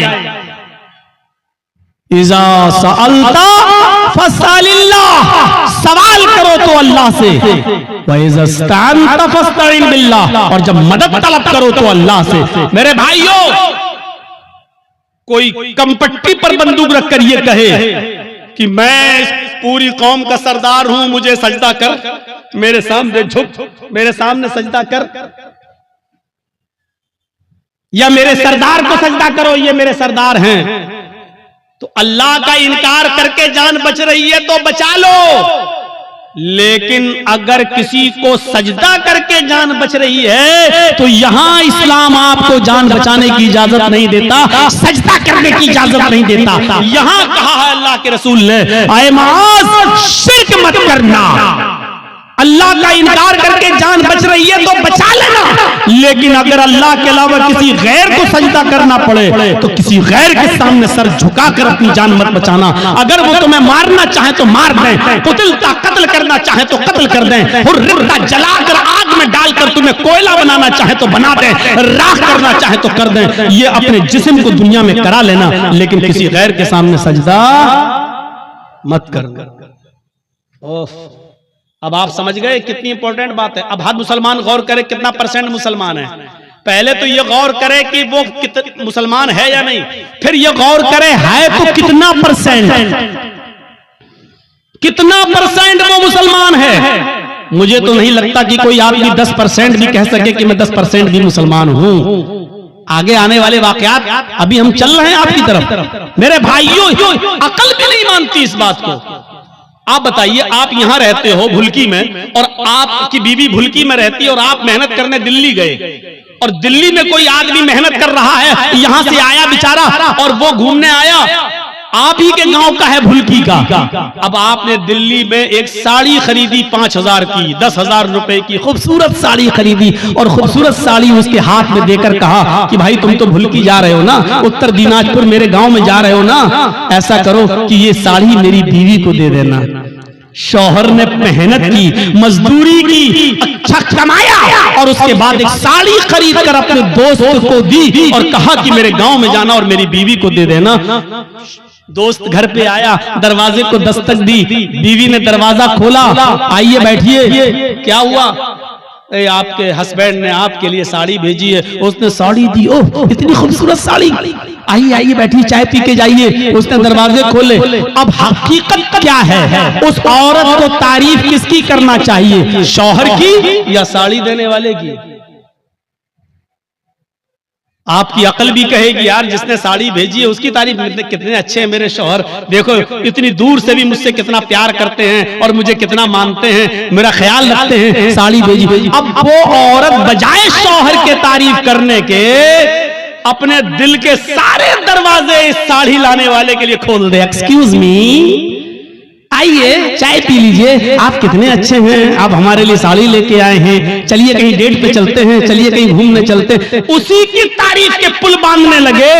और शौहर को अगर पता चल जाए दिल्ली में बैठे हुए आज के इस कंप्यूटराइज्ड दौर के अंदर कि कमबख्त साड़ी मैंने भेजी और बेगैरत दिल दे बैठी साड़ी देने वाले को, वहीं से मोबाइल करेगा, फोन की घंटी बजेगी, बीवी उठाएगी, कुछ सुनेगा नहीं, कहेगा तलाक तलाक तलाक। कम बखत साड़ी मैं भेजू, तारीफ दूसरे की कर रही है, साड़ी मैं भेजू, घूम रही दूसरे के साथ। अल्लाह ने नबियों को भेजा, रसूलों को भेजा, पीरों को, वलियों को भेजा कि जाओ तुम मेरे दीन का प्रचार करो और इस्लाम की और तौहीद की दावत को बुलंद करो। बजाय इसके कि हम अल्लाह की हमदो सना बयान करें, उसी को मुश्किल कुशा माने, उसी को हाजत रवा समझें, अब हम अल्लाह को छोड़कर कहें कि तुम्हारे दर पे आया हूं, झोला झोली भर के जाऊंगा वरना मर के जाऊंगा। तो मेरे भाइयों, इससे बड़ी बेगैरती की बात क्या हो सकती है? जैसे एक शौहर अपनी बीवी की बेगैरती बर्दाश्त नहीं कर सकता, ऐसे ही अल्लाह भी इस बेगैरती को बर्दाश्त नहीं कर सकता कि बंदा मुझे छोड़कर मेरे ही हम ही तुम्हारे जैसे बंदों से मांगे। अरे तुमको खाने की जरूरत पड़ती है, उनको भी पड़ती है। तुम पीते हो, वो भी पीते हैं। तुमको बुखार आता है, उनको भी आता है। तुम्हें सर में दर्द होता है, उनको भी सर में दर्द होता है। तुमको पेशाब पायखाने की जरूरत होती है, उनको भी होती है। वो खुद हमारी रोजी रोटी के मोहताज हैं, वो खुद हमारे मदद के मोहताज हैं, वो तुम्हारी मदद क्या करेंगे? मेरे प्यारे साथियों, इस चीज को समझ लीजिए तो इस्लाम के अंदर पूरे के पूरे आप दाखिल हो जाएंगे। तो पहली चीज यहीं पर स्टॉप। ला तुशरिक बिल्लाहि शैअन इन कुतिलता व हुर्रिकता। पहली चीज काट दिया जाए, टुकड़े टुकड़े कर दिया जाए या जला दिया जाए, अपने आप को जला लेना, कटवा लेना, लेकिन गैरुल्लाह को सजदा न करना, शिर्क मत करना। पहली चीज। दूसरी चीज, आइए नौजवानों, तुम्हारे लिए बेहतरीन चीज, वला तउकन्न वालिदैक व इन अमराका अन तखरुज मिन अहलिका व मालिक। कभी किसी भी हाल में अपने पेरेंट्स की, अपने माँ बाप की नाफरमानी मत करना, उनके साथ बुरा सलूक मत करना, उनका दिल कभी मत दुखाना। आगे वाले जुमले मेरे भाइयों हमारी आंखें खोल देंगे। वही न मराका अन तखरुज मिन अहलिका व मालिक। अगर जिन तुम्हें तुम्हारे वालिदैन, तुम्हें तुम्हारे माँ और बाप दोनों तुम्हारे घर से, अपने घर से नहीं, वो तो घर है ही, तुमने मेहनत करके जो घर कमाया है और बनाई है बिल्डिंग, और तुमने जो शादी की है, अगर वो तुम्हें हुक्म दें कि तुम अपने घर से निकल जाओ, तो अपने बाप का हुक्म मानते हुए तुम्हें अपना घर छोड़ना पड़ेगा। वो अगर वो कहें कि तुम अपने अहल वयाल, बीवी बच्चों को भी छोड़ दो और भागो यहां से, तो तुम्हें अपने माँ बाप की बात मानकर अपने बीवी बच्चों को भी छोड़ना पड़ेगा। ये एक अलग मसला है कि अगर बाप गलती पर हो और बेटे की गलती ना हो। मैं अभी इस तरफ नहीं जाना चाह रहा हूं, मैं सिर्फ ये बताना चाहता हूं कि माँ बाप का मकाम कितना बड़ा है और वालिदैन की अहमियत कितनी बड़ी है। अल्लाह के नबी कह रहे हैं, घर तुम्हारा, तुमने मेहनत करके कमाया बनाया, ठीक, लेकिन अगर तुम्हारे बाप कहे जर्जीस जाओ यहां से, हटो, जर्जीस को अपनी कमाई वाला घर छोड़ना पड़ेगा, बाप का हुक्म मानते हैं। ये तुम्हारी बीवी बड़ी नाफरमान है, अल्लाह की नाशुक्री है, छोड़ो इसको, चलो, हमें छोड़ना पड़ेगा। और इसकी एक मिसाल मैं आपको देना चाहता हूं, जरा सुनिएगा। हजरत इब्राहिम अलैहिस्सलातु वस्सलाम अपने बेटे इस्माईल अलैहिस्सलातु वस्सलाम से मुल्क शाम में मिलने के लिए गए। दरवाजे को दस्तक दी, उनकी बीवी ने दरवाजा खोला। जरा सुनिएगा, बड़ा दिलचस्प वाकया है, मैंने आहिस्ता स्पीड कम कर दी है ताकि आपको समझाऊं। इब्राहिम अलैहिस्सलाम अपने बेटे से मिलने गए, दरवाजे को दस्तक दी, बहू ने, बेटे की बीवी ने दरवाजा खोला, और जैसे ही दरवाजा खोला तो क्या देखिए, सामने एक बूढ़ा आदमी खड़ा है। अस्सलाम वालेकुम। का वालेकुम अस्सलाम। कहा मुझे इस्माईल से मिलना है। बीवी को नहीं मालूम कि ये मेरे ससुर हैं, लेकिन ससुर को मालूम है कि ये मेरे बेटे इस्माईल का घर है और ये उसकी बीवी है, लेकिन बता नहीं रहे कि मैं तुम्हारा ससुर हूं। कहा कि बेटी मुझे तुम्हारे हस्बैंड से मिलना है, मुझे तुम्हारे शौहर से मिलना है। कहा कि वो तो जंगल में शिकार करने गए हैं, घर में खाने पीने को कुछ नहीं था, इसलिए वो जंगल में चले गए, शिकार करके लाएंगे, शाम को गोश्त आएगा तब हांडी पकेगी। अच्छा, ऐसे हालात हैं तुम्हारे घर के? का बहुत बुरे हालात हैं। गौर करना जुमले पर। हाँ, बहुत बुरे हालात हैं। बेटी तुम्हारे घर की गुजर बसर कैसी चल रही है? तो जवाब दिया, बहुत बुरी, भूखमरी की नौबत है। सुबह खाने को मिल जाता है तो शाम को भूखे सोते हैं, और शाम को अगर खा लेते हैं तो सुबह भूखे उठते हैं और शाम तक कुछ नहीं मिलता। बहुत बुरी कंडीशन है मेरे घर की। इब्राहिम अलैहिस्सलाम जाने लगे, कहने लगे बेटी जब तुम्हारे हस्बैंड घर पे आ जाएं, अब सुनो, जब तुम्हारे हस्बैंड घर पे आ जाएं तो उनसे कहना कि एक ओल्ड मैन आया था, एक बूढ़ा आदमी तशरीफ लाया था, उसने तुम्हें सलाम कहा है और कहा है कि अपने घर की चौखट बदल दो, तुम्हारे घर की चौखट ठीक नहीं है। चौखट समझते हैं ना, वो घर का मेन गेट का जो दरवाजा होता है, चौखट, जिसमें आदमी अंदर घुसता है घर के दरवाजे से, वो चौखट। अपने हस्बैंड से कहना कि तुम्हारे घर की चौखट अच्छी नहीं है, ठीक नहीं है, इसको बदल दो। ये कहकर इब्राहिम अलैहिस्सलाम चले गए और उनकी बीवी घर की चौखट देख रही है। ये बुढ़ा सटिया गया क्या? ये बुढ़े को पागल है क्या? कितनी अच्छी चौखट है, मजबूत चौखट है, गर्मियों में हवा आती है, सर्दियों में धूप आती है, और कह रहा है कि तेरी चौखट खराब है। ये बुढ़ा सटिया गया। शाम को जब इस्माइल अलैहिस्सलाम घर पे आए, और नौजवानों सुनो, अपने माँ बाप को खून के आंसू रुलाने वालों, अपनी माँ को रुलाने वालों, अपने बाप को सताने वालों, सुनो। इब्राहिम अलैहिस्सलाम का बेटा इस्माइल जब घर पे आया गोश्त लेकर, बीवी बनाने लगी, वो बनाते बनाते कहने लगी, इस्माइल आज एक बुढ़ा आदमी आया था। इस्माइल अलैहिस्सलाम ने कहा अच्छा, कोई जरूरत रही होगी बेचारे को? कहा नहीं, उसने तुम्हें सलाम कहा है, समझ गए कि सलाम अगर कहा है तो वो मेरा बाप है। कहते अच्छा, ऐसी ऐसी शक्ल थी? कि जी। बूढ़ा आदमी आया था? जी। सलाम कहा मुझे? जी। कहा अच्छा, और क्या कहा? कहा उसने मुझसे कि अब जब तुम्हारे शौहर घर पे आ जाएं, हस्बैंड घर पे आ जाएं, तो उनसे कहना कि तुम्हारे घर की चौखट ठीक नहीं है, उसको बदल दो। बुढ़ा सटिया गया था।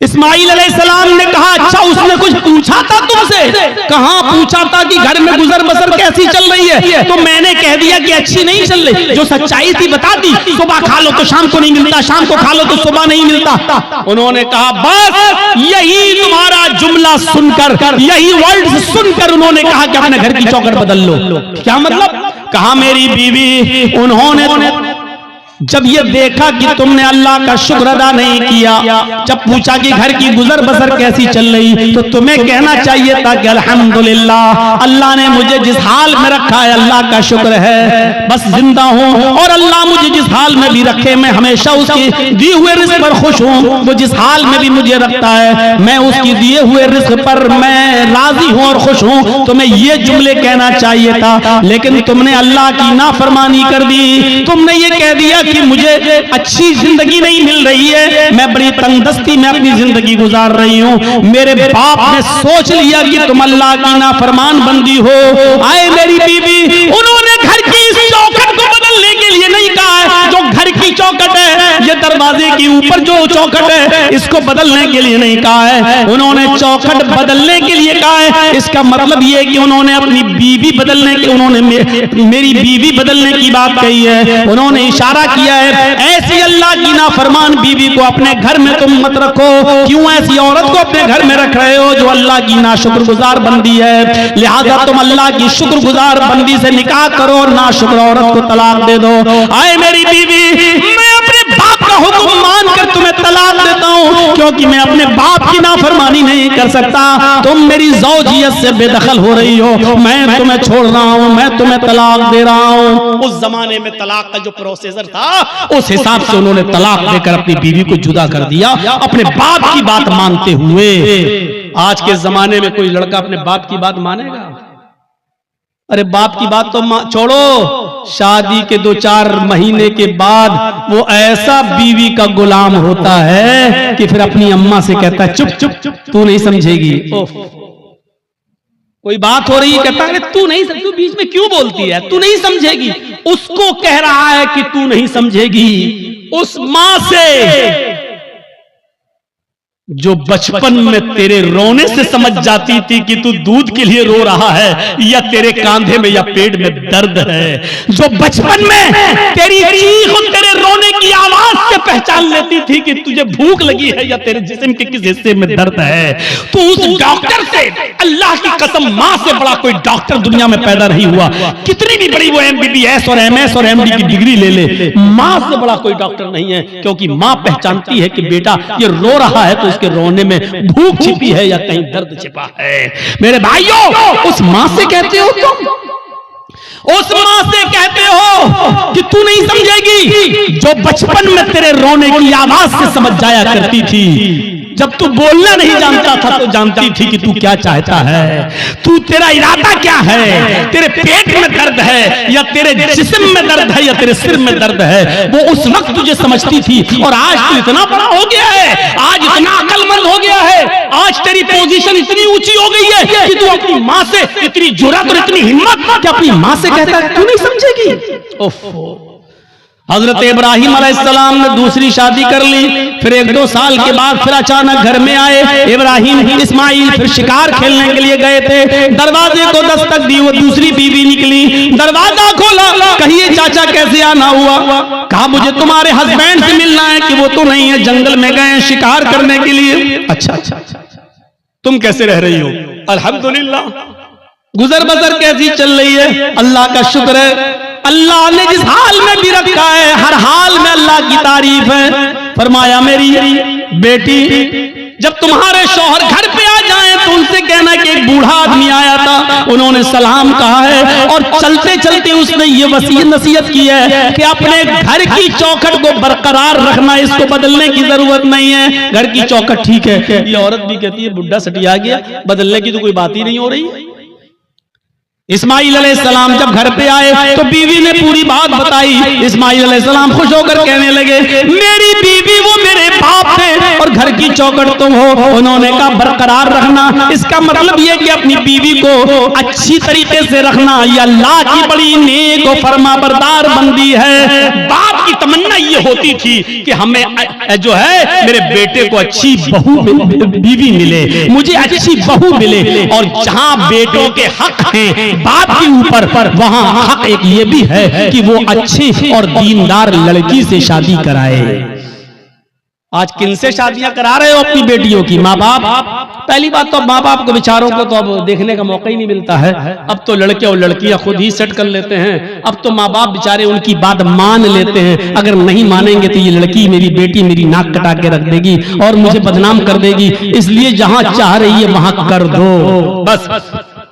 तो ये है। तो मेरे भाइयों हम गौर करें, जहां थोड़ी बहुत इंसानियत बाकी है, थोड़ा बहुत दीन बाकी है, जहां की औलाद आज भी शादी के मामलात अपने माँ बाप के ऊपर छोड़ देते हैं, वो जरा गौर करें उनके माँ बाप की अपने बच्चों की शादियां किस जगह करा रहे हैं। हजरत उमर फारूक के पास एक शख्स आया, अपने बेटे की शिकायत करने लगा कि मेरी औलाद ऐसी, मेरा बेटा ऐसा, मेरा कहना नहीं मानता। हजरत उमर फारूक ने उसके बेटे को बुलाया और बाप के सामने इतना डांटा कि तुम्हें शर्म नहीं आती? अपने बाप को सताते हो, अपने बाप की नाफरमानी करते हो, अपने बाप को रुलाते हो, तुम्हें शर्म आनी चाहिए।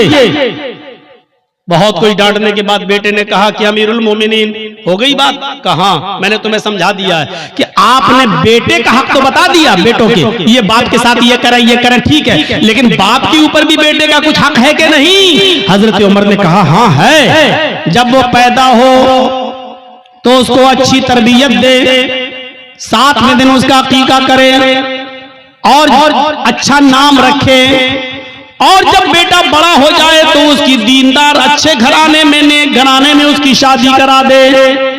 ये है बाप का हक औलाद पर। तो उस बच्चे ने कहा, लड़के ने, अमीरुल मोमिनीन मेरे बाप से पूछो इसने इन तीनों कामों में से कौन सा काम मेरे साथ किया है? जब मैं पैदा हुआ 7वें दिन का था तो मेरा अकीका नहीं किया। नाम मेरा रखा, तो जानते हो इसने नाम मेरा क्या रखा? अरबी में ऐसा लफ्ज बताया जिसका उर्दू में तर्जुमा होता है खटमल। इसने मेरा नाम रखा खटमल।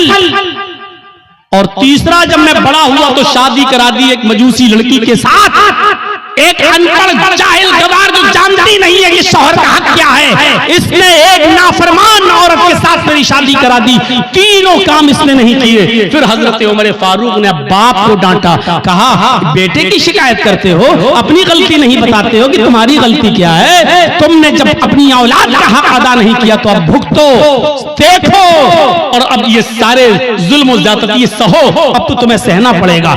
मेरे भाइयों, एक सहाबी रसूल हैं, अपनी माँ को खाने काबा का तवाफ करा रहे हैं, उनकी माँ पैरों से लंगड़ी है। अल्लाह महेशवी ने अपनी किताब मजमऊज ज़वाइद के अंदर इस वाक़े को नकल किया है, जरा गौर से सुनिएगा। उनकी माँ आंखों से अंधी है, पैरों से लंगड़ी है, बूढ़ी है। कहने लगी बेटा मुझे खाने काबा का तवाफ करा दे, मेरे बेटे मुझे उम्रा करा दे, मेरे बेटे मैं तवाफ करना चाहती हूँ। उसके बेटे ने अपनी माँ को पकड़ा और खाने काबा तक ले गया, सवारी का इंतजाम किया और ले गया। और खाने काबा पहुंचने के बाद वो चूंकि पैरों से लंगड़ी थी, आंखों से अंधी थी, इसलिए वो चल नहीं सकती थी, इसलिए बेटे ने उसको को अपनी पीठ के ऊपर लाद लिया। इस जमाने में व्हील चेयर चलती हैं, उस जमाने में व्हील चेयर भी नहीं थी। उसने अपने कांधे पर, अपनी पीठ पर अपनी माँ को लाद लिया। उसने 1 चक्कर पूरा किया, 2 चक्कर पूरे किए, 3 चक्कर पूरे किए, 4 चक्कर, 5 चक्कर, और 5वें चक्कर को पूरा करने के बाद जब 6ठा चक्कर लगाने लगा तो उसकी मुठभेड़ हो गई। वो टकरा गया हजरत उमर फारूक रज़ी अल्लाह ताला अन्हु से, अपनी पीठ पर अपनी माँ को लादे हुए, और अपनी माँ अपने हजरत उमर से टकरा गया। हजरत उमर ने कहा ठीक ठीक ठीक, चलिए सलाम हुआ, सलाम वालेकुम, वालेकुम अस्सलाम। जब उसने 7 चक्कर पूरे कर लिए तो हजरत उमर के फारूक के पास आया।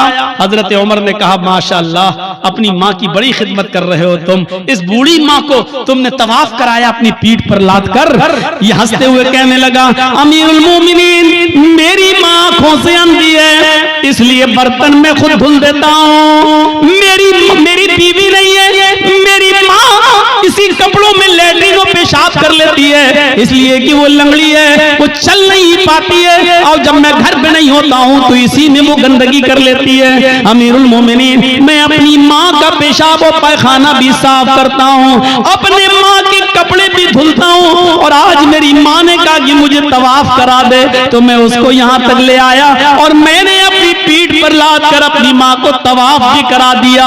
ऐ अमीरुल मोमिनीन, क्या मैंने अब भी अपनी माँ का हक अदा नहीं किया? क्या मेरी जिम्मेदारी पूरी हो गई? क्या मैंने अपनी माँ का हक अदा किया या नहीं? हजरत उमर फारूक की आंखों में आंसू आ गए और रोते हुए कहने लगे, चलो यार, जाओ अपने घर और अल्लाह की इबादत में अपनी जिंदगी गुजारो। उसने पीछा करते हुए कहा, अमीरुल मोमिनीन, मैंने मसला पूछा है, आपको जवाब देना होगा। फरमाया, क्या पूछते हो? कहा, ये बताओ, मैं पेशाब साफ करूं, पैखाना साफ करूं, अपने माँ के कपड़े धुलूं, अपने हाथ से खाना बनाऊं, अपने हाथ से माँ को खाना खिलाऊं, अपनी पीठ पर लाद कर मैं खाने काबा का तवाफ कराऊं, परिक्रमा कराऊं, क्या इसके बाद भी मैंने अपनी माँ का हक अदा किया या नहीं किया? हजरत उमर कहते, सुन, जब तुझे तेरी माँ जन रही थी, जब तुझे तेरी माँ पैदा कर रही थी, जब अपने पेट से तुझे बाहर कर रही थी, उसको जो दर्द हो रहा था, जो लीवर पेन हो रहा था, उसको जो दर्द हो रहा था, तुझे जन्मते वक्त, तुझे पैदा करते वक्त, और उस दर्द में जो उसने पहली आह निकाली, जो उसने दर्द में पहली आवाज निकाली, आह, उसने अपनी जबान से जो पहला जुमला अदा किया, आह, जो उसने आह की आवाज निकाली, आए मेरे दोस्त, अभी तो तूने अपनी माँ की पहली आह का भी हक अदा नहीं किया, तू उसकी पूरे जीवन का और पूरी लाइफ का और पूरी जिंदगी का हक अदा क्या करेगा? अभी तो तूने उसकी पहली चीख का भी हक अदा नहीं किया, उसकी जिंदगी के हक के बारे में पूछता है, क्या हो गया? अभी तो एक आह का भी हक अदा नहीं हुआ। ये है माँ का मकाम, ये है माँ का मर्तबा, ये है माँ का दर्जा। अगर आप नमाज पढ़ते हैं लेकिन आपकी माँ आपसे खुश नहीं है तो बेकार है आपकी नमाज। आप रोजा रखते हैं, आपकी माँ आपसे नाराज है तो बेकार है आपके रोजे। आप कितनी भी इबादतें कर लें, कितनी भी अल्लाह की पूजा पाठ कर लें, कितनी भी कुरान की तिलावत कर लें, लेकिन आपके माँ और बाप आपसे नाराज है तो आपकी इबादतें आपके मुंह पे मारी जाए। इबादत भी शर्त के साथ होती है। डॉक्टर दवा देता है तो परहेज भी बताता है। अल्लाह ने कहा है नमाज पढ़ो तो ये भी कहा है कि इसके साथ साथ ये भी करो। मेरे भाइयों, रमजान का महीना आ रहा है, रोजा रखने से पहले सोच लेना कि तुम्हारे माँ बाप तो तुमसे नाराज नहीं है। नमाजें पढ़ते हो तो सोच लेना, सर्दियों में दिसंबर और जनवरी की सख्त सर्दी में उठकर ठंडे पानी से वुजू बनाकर तहज्जुद पढ़ते हो और माँ बाप नाराज है तो सोच लेना कि तुम्हारी ये रात की इबादत अल्लाह कबूल करेगा या नहीं करेगा। इन चीजों पर जरा गौर करना। 2 चीजें हो गई, तीसरी चीज पर आई है। हर एक चीज ऐसी है कि जिस पर 2-2 घंटे बोला जा सकता है, लेकिन मैं मुख्तसर करते हुए आगे चल रहा हूं। तीसरी चीज पर गौर कीजिए, वला ततरुकन्न सलातन मक्तूबतन मुतअम्मिदन फ़इन्न मन तरक सलातन मक्तूबतन मुतअम्मिदन फ़क़द बरिअत मिन्हु ज़िम्मतुल्लाह। कभी भी किसी भी हाल में फर्ज नमाज मत छोड़ना, किसी भी हालत में फर्ज नमाज मत छोड़ना। अगर फर्ज नमाज छोड़ दी तो अल्लाह की जिम्मेदारी हट जाएगी, अल्लाह की जिम्मेदारी से निकल जाओगे, अल्लाह की कोई गारंटी नहीं तुम्हारी जिंदगी। ओफो, क्या जबरदस्त पॉइंट। किसी भी हाल में फर्ज नमाज मत छोड़ना। बाप बीमार है, मस्जिद में अजान हो रही है, अब अजान होगी, उसके 15 मिनट के बाद जमात होगी। बाप मेरा सीरियस है, जल्दी से फोन करो, एम्बुलेंस बुलाओ, या जब तक गाड़ी निकल रही है तब तक वुजू बनाओ और अपने घर में फर्ज ही फर्ज पढ़ लो 4 रकात ज़ोहर, और जल्दी से अपने बाप को लेकर पहुंचो हॉस्पिटल के अंदर। यहां सुन्नतें छोड़ दो। क्यों? क्योंकि इस वक्त बाप की हालत दूसरी है, लेकिन फर्ज नमाज तुम्हें इधर भी नहीं छोड़ना है। लिहाजा जल्दी से वुजू बनाओ। अब मस्जिद में मत जाओ, मस्जिद में जाओगे 15 मिनट इंतजार करोगे, फिर इमाम साहब पता नहीं कितनी लंबी नमाज पढ़ाएं। जल्दी से वुजू बनाओ घर पे और 4 रकात ज़ोहर की पढ़ो और छोटी छोटी सूरतें पढ़ लो, इन्ना अतैना कल कौसर, कुल हुवल्लाहु अहद अल्लाहु समद, और जल्दी से सलाम फेरो और अपने बाप को, अपने बेटे को, अपनी बीवी को लेकर हॉस्पिटल पहुंचो। हॉस्पिटल में भर्ती कर लो, आईसीयू में भर्ती हो गई है, ठीक है, उधर भी जल्दी से वुजू बनाओ, असर की नमाज पढ़ लो। और अगर देख रहे हो कि बाप ज्यादा सीरियस, माँ ज्यादा सीरियस, तो जल्दी से 4 ज़ोहर पढ़ लो, 4 उसी के साथ असर पढ़ लो और जल्दी से लेके चलो, क्योंकि इस वक्त आपकी कंडीशन दूसरी है, बेटे की कंडीशन दूसरी है मेरे भाइयों। लेकिन नमाज आपको इस कंडीशन में भी पढ़नी है, छोड़नी नहीं है। हालत तंदुरुस्ती में और अच्छी खासी हालत में छोड़ देने वालों, इस्लाम के अंदर पूरे के पूरे दाखिल हो। कहते हो मौलाना साहब रोजी नहीं आ रही, रोजी आएगी कैसे? रोजी की दुआ तो अल्लाह ने नमाज में बताई है। जब एक सजदा करके उठते हो और दूसरे सजदे में जाते हो, तो सजदे, दोनों सजदों के दरमियान बैठकर जो दुआ पढ़ते हो मेरे भाइयों, सबसे अफजल और सबसे अच्छी दुआ तो मुस्लिम शरीफ की हदीस की ये है, रब्बिग़फिरली, रब्बिग़फिरली, अल्लाह मेरी मग़फ़िरत फरमा, अल्लाह मेरी मग़फ़िरत फरमा। लेकिन मेरे भाइयों, अबू दाऊद और सुनन नसई की दीगर दूसरी रिवायतों में ये दुआ भी आई है कि बैन सजदतैन, सजदों के दरमियान जो दुआ पढ़ी जाती है वो है अल्लाहुम्मा ग़फ़िरली वरहमनी वहदिनी वआफ़िनी वरज़ुक़नी। देखिए सजदे में जो दुआ पढ़ी जा रही है उसमें आप रिज़्क़ भी मांग रहे हैं, अल्लाहुम्मा ग़फ़िरली वरहमनी वहदिनी वआफ़िनी वरज़ुक़नी, अल्लाह मुझे रिज़्क़ हलाल दे। आपने ज़ोहर की 10 रकातें पढ़ी, 10 बार आपने कहा वरज़ुक़नी। आपने फजर की 4 रकातें पढ़ी, 2 सुन्नत 2 फर्ज, आपने 4 मरतबा कहा वरज़ुक़नी, अल्लाह मुझे रिज़्क़ हलाल दे। आपने असर की, अगर मस्जिद में पहले पहुंच गए तो 4 सुन्नत और 4 असर फर्ज पढ़ ली, तो 8 रकातें पढ़ी, 8 मरतबा आपने कहा वरज़ुक़नी। मगरिब में 5 मरतबा आपने कहा वरज़ुक़नी। इशाम में कम से कम 7 रकातें हैं, 4 फर्ज 2 सुन्नत और 1 वित्र, आपने 7 मरतबा कहा वरज़ुक़नी। गौर करो, जो इतनी बार अल्लाह से रिज़्क़ मांगेगा, रोजी मांगेगा, अल्लाह उसको मायूस करेगा, अल्लाह उसको निराश करेगा, अल्लाह उसको नाउम्मीद लौटाएगा? नहीं। तो आपको रिज़्क़ हलाल मांगने की दुआ अल्लाह ने बताई है, और वो है नमाज। नमाज ही नहीं पढ़ोगे, अल्लाह से मांगोगे ही नहीं, तो अल्लाह क्यों देने लगा तुम्हें? और देगा भी तो ऐसे ही देगा। 5000 कमाया, घर पे आए, बेटा बीमार, डॉक्टर ने कह दिया आईसीयू में रखा जाएगा, खर्च करो 50,000। कमाया 10,000, घुस गया 50,000। क्यों? अल्लाह ने कहा वमन आरज़ा अन ज़िक्री फ़इन्न लहू मईशतन ज़ंका, तुम मेरे जिक्र से एराज करोगे, हम तुम्हारी रोजी को तंग कर देंगे। जिक्र से एराज करना, आज एक दिल चाहता कि तुमको एक कीमती बात बता दूं, सुनिए। एराज करना किसे कहते हैं? यहां पर बहुत से लोग ऐसे होंगे जो नमाज छोड़ते हैं, नमाज नहीं पढ़ते हैं, या जुमे पढ़ते हैं, 8 दिन मस्जिद में नहीं आते हैं, 7 दिन गायब। उनके बारे में तो मैं कुछ कह ही नहीं सकता, वो जाने, उनका रब जाने, उनको क्या अजाब होगा क्या नहीं, वो अल्लाह जाने, उनका रब जाने और आप जाने। मैं उनकी बात कर रहा हूं यहां पर जो नमाज तो पढ़ते हैं लेकिन टाइम पे टाइम, नमाज तो पढ़ते हैं लेकिन टाल मटोल कर। अजान हो रही है, 5 कस्टमर रह गए हैं, इनको निपटा दूं तब जाऊंगा, जल्दी जल्दी आपने उनको सौदा दी दुकान से, जब तक बंद करके जा रहे हैं पता चला जमात हो चुकी है। हम डॉक्टर हैं, हमारे पास मरीज आया हुआ है बुखार का और जुकाम की दवा लेने के लिए, और अजान की आवाज आ गई, हमने सोचा 2 मरीजों को दवा दे दूं, उसके बाद जा रहा हूं। जब तक 2 मरीजों को हम दवा दे रहे हैं और जब तक हम मस्जिद में नमाज पढ़ने जा रहे हैं, जमात हो गई। ये है नमाज से एराज। पढ़ तो रहे हैं आप, लेकिन जमात को आपने तर्क कर दिया और जमात छोड़ दी, ये है नमाज से एराज। अल्लाह ने कहा वमन आरज़ा अन ज़िक्री, जो मेरे जिक्र से जो नमाज से एराज करेगा, रूगर्दानी करेगा, हम उसकी रोजी को फ़इन्न लहू मईशतन ज़ंका, उसकी रोजी तंग कर दी जाएगी। बंद नहीं कहा, अल्लाह ने ये नहीं कहा रोजी बंद कर देंगे, तंग कर देंगे। तंग का मतलब या तो बहुत मुश्किल से उसको रोजी रोटी मिलेगी या बहुत आसानी से मिलेगी लेकिन रुकेगी नहीं उसके पास।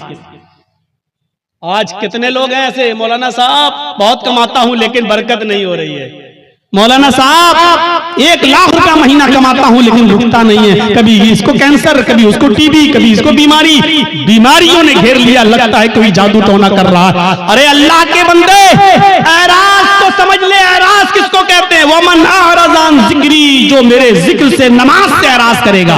बच्चा रो रहा है, माँ टीवी पे सीरियल देख रही, रिमोट उसके हाथ में, सास भी कभी बहू थी, बीवी माँ उस बच्चे की माँ देख रही, सास भी कभी बहू थी, नाटक, चिप्स खाती जा रही, चाय पीती जा रही और नाटक देखती जा रही, ड्रामा। इधर बच्चा रो रहा है, माँ जानती है कि बच्चा दूध की वजह से रो रहा है, लेकिन सोच रही है नहीं 10 मिनट का ड्रामा रह गया, 10 मिनट और देख लूं। बच्चा रो रहा है लेकिन सीरियल देखने में लगी हुई है। क्या कहा जाएगा? माँ ने बच्चे से एराज किया। जब सीरियल खत्म हो गया, माँ ने बच्चे को उठाया और दूध पिलाया। देखिए दूध पिला रही है लेकिन फिर भी उसने अपने बच्चे से एराज किया, रूगर्दानी की अपने बच्चे के साथ। इसको कहा जाता है एराज करना। आदमी नमाज तो पढ़ रहा है लेकिन मरीजों को पूरा देखने के बाद आ रहा, जमात खत्म हो गई। नमाज तो पढ़ रहा है लेकिन दुकान के सारे कस्टमर को निपटा के आ रहा है, जमात खत्म हो गई। इसको कहा जाता है एराज करना। माँ दूध तो पिला रही है लेकिन सीरियल देखने के बाद आदमी नमाज तो पढ़ रहा है लेकिन अपनी दुकानदारी पूरी करने के बाद, तो आपने अल्लाह के लिए छोड़ा क्या है? आपने अल्लाह के लिए छोड़ा क्या? कुर्बानी क्या दी है? कुर्बानी तो ये थी, आवाज आई हय्या अलस सलाह और सामने वाला 10,000 रुपए का कस्टमर है, आप कह दो कि जा मैं नमाज पढ़ने जा रहा हूँ, अगर नमाज नहीं पढ़ूंगा मैं नमाज के बाद ही तुम्हें दूंगा, जाओ नमाज पढ़ लो उसके बाद आना। हय्या अलस सलाह की आवाज सुनते ही मस्जिद की तरफ चले जाओ। वो कहने लगा कि मैं 10,000 रुपए का सामान लेने आया। आपने कहा 10,000 रुपए की परवाह नहीं है, रज़्ज़ाक़ वो है, रोजी रोटी देने वाला वो है, रोजी रोटी देने वाली तेरी जात नहीं अल्लाह की जात है। आपने 10,000 के कस्टमर को ठुकरा दिया और आप मस्जिद में नमाज पढ़ने चले गए। ये है नमाज। ला ततरुकन्न सलातन मक्तूबतन मुताम्मिदन, कभी भी किसी भी हाल में कसदन और जानबूझकर तुम फर्ज नमाज को तर्क मत करना। जो फर्ज नमाज को जानबूझकर तर्क कर देता है, फर्ज नमाज को जानबूझकर छोड़ देता है, अल्लाह की जिम्मेदारी उसकी ऊपर से उड़ जाती है। अपने आप पर गौर करो कि कितने % मुसलमान हो, इस्लाम में दाखिल हो या नहीं, ऐसा करते हो या नहीं। अब तो बड़ा मुश्किल हो जाएगा। अक्सर लोग हमारे भाई यहाँ बैटरी वाला रिक्शा चलाते हैं बेचारे, अब पैसेंजर को लेके जा रहे हैं रिक्शे पे, अजान की आवाज आई हय्या अलस सलाह, उसको वहीं रिक्शा रोकना पड़ेगा, फौरन मस्जिद में भागना पड़ेगा। मौलाना साहब क्या करें? हाँ सुन लो, उलमा की मौजूदगी में फतवा आपके सामने दे रहा हूं और ये फतवा मेरा नहीं, अब्दुल्ला इब्न बाज का फतवा है, शेख सालेह अल उसैमीन का फतवा है। और फतवा ये है कि हर वो नौकरी, हर वो बिजनेस, हर वो कारोबार हराम है इस्लाम के अंदर। जिस कारोबार की वजह से और जिस बिजनेस की वजह से आपकी नमाज छूट रही हो, इस्लाम में उस कारोबार को हुर्मत हराम करार दिया गया है। ऐसे कारोबार को इस्लाम ने हराम करार दिया है जिस कारोबार की वजह से आपकी नमाज तर्क हो रही। नमाज ही नहीं तो फिर मुसलमान किस बात का, नमाज ही नहीं तो फिर इस्लाम का मानने वाला किस बात का। तो मेरे प्यारे साथियों, हम बहुत बेबाक हैं अपने अंदाज में। मैंने कह दिया, हर वो बिजनेस, हर वो कारोबार, हर वो नौकरी, चाहे वो बैंक की नौकरी हो, चाहे वो सरकारी जॉब हो या प्राइवेट जॉब हो। मौलाना साहब मेरा मालिक बहुत बदमाश है, हमें नमाज पढ़ने की इजाजत नहीं देता है, छोड़ दो। रज़्ज़ाक़ अल्लाह ताला है, वो प्राइवेट कंपनी का मालिक रोजी देने वाला नहीं है। अल्लाह एक दरवाजा बंद करता है तो 100 दरवाजे खोलता है। मेरे भाइयों, इस अकीदे के साथ नमाज पढ़िए और इस तौहीद के साथ नमाज पढ़िए। और चौथी चीज और बताऊंगा मेरे भाइयों, 10 चीजों पे हम नहीं चल पाएंगे। चौथी और आखिरी चीज मैं इसलिए बताऊंगा क्योंकि आज हमारी नौजवान नस्ल इसकी तरफ भाग रही है, इसलिए ये भी सुन लो, वला तशरबन खमरन फइन्नहु रासु कुल्लि फाहिशतिन। और आए मास, कभी किसी भी कंडीशन में शराब मत पीना, इसलिए कि शराब हर बुराई की जड़ है। शराब मत पीना वैसी हराम हो गई, लेकिन शराब का नुकसान क्या बताया? फइन्नहु रासु कुल्लि फाहिशतिन, हर बीमारी जड़ है। यानी आप शराब पिएंगे तो कोई भी गुनाह कर सकते हैं। शराब पी के आदमी घर में आया, माँ ने डांटते हुए कहा, अच्छा तू शराब पी के आया कमीने, बेगैरत, शराब पी के आया। हट हट, तेरी माँ का, तेरी अपनी माँ को ही माँ बहन की गाली दे रहा है, अपनी बहन को ही गाली दे रहा है, अपनी बेटी को गाली दे रहा है। इससे बड़ा कमीना और इससे बड़ा रजील इंसान कौन हो सकता है जो शराब के नशे में आकर अपनी माँ को गाली दे, अपने ही बाप को गाली दे, अपनी बहन को और अपनी बेटी को गाली दे, अपने भाई को गाली दे। इससे बड़ा कमीना इंसान और कौन हो सकता है। मैंने खुद दिल्ली के अंदर देखा है, नाली में पड़ा, बीच सड़क पे पड़ा, पुलिस वाले लाठी मार के हटा रहे, अरे यहाँ मंत्री की गाड़ी जाने वाली कमीना, तो हंसते हुए कहता, कौन मंत्री, ओधी मोदी सब मेरे बाप के नौकर हैं। शराब पे नशे में पुलिस वाले कहे, कमीने ये तो हमारी ड्यूटी नौकरी हटवाएगा, हट हट हट, उसको डंडे मार रहे। तो कौन गुजर रहा था, मंत्री आ रहे हैं, हट यहाँ से। तो कौन मंत्री, ओधी मोदी सब मेरे बाप के नौकर। शराबी की नजर में कोई किसी की हैसियत नहीं होती, बड़ी से बड़ी शख्सियत भी उसके सामने जीरो होती है। क्यों? क्योंकि उसने जो चीज पी है उसने उसकी अकल को खराब कर दिया, उसकी अकल को ढांप लिया, इसलिए उसकी नजर में बड़ी से बड़ी शख्सियत भी कुछ नहीं होती है। जब शराब हराम नहीं हुई थी, जब शराब हराम नहीं हुई थी तो नबी के चचा हजरत हमजा ने शराब पी ली थी, और एक गाना गाने वाली के गाने के जोश में आकर उसने कहा, अला या हमजा लिशुर्फिन नवा, आए हमजा तू तो मोटी ऊंटनियों के लिए है। हजरत अली की ऊंटनी वहीं पर चर रही थी, चारा घास खा रही थी। हजरत हमजा को जोश में चढ़ा दिया कि ये ऊंटनी का कलेजा हमें मिल जाए तो कितना अच्छा। वो गाने वाली थी और हमजा शराब के नशे में थे, उठाई तलवार, खंजर ऊंटनी का पेट चाक किया और कलेजा निकाल के लाए, उसको दे दिया, ले। हजरत अली आए, कहा ये तुमने क्या किया, मेरी ऊंटनी, कहा जा हट यहाँ से।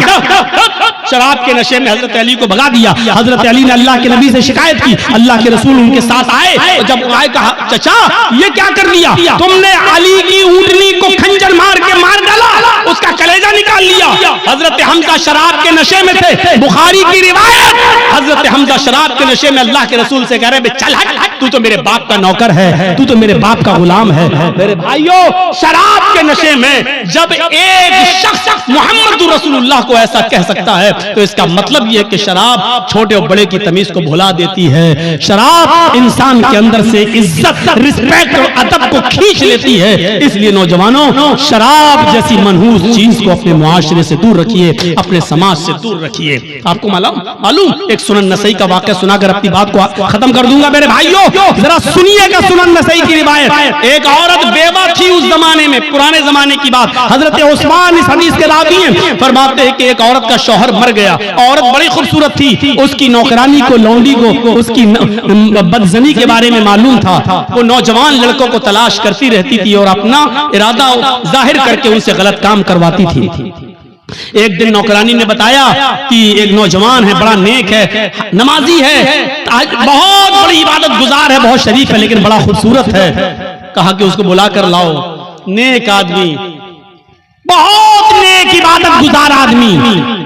इसकी नौकरानी ने कहा कि मेरी मालिकन तुमको बुला रही हैं, तुमसे कुछ कपड़ा खरीदना चाहती है, क्योंकि वो कपड़ा बेचा करते थे, अपने सर पर गठरी लादकर कपड़ा बेचते थे। तो उन्होंने सोचा चलो कपड़ा खरीदेगी, हम दे देंगे। वो उसके साथ चले गए। नौकरानी उनको लेकर दरवाजा खोलती है, अंदर जाती है, दरवाजा बंद हो जाता है, दूसरे दरवाजे के अंदर ले जाती है। जैसे अंदर घुसते दरवाजा बंद हो जाता है।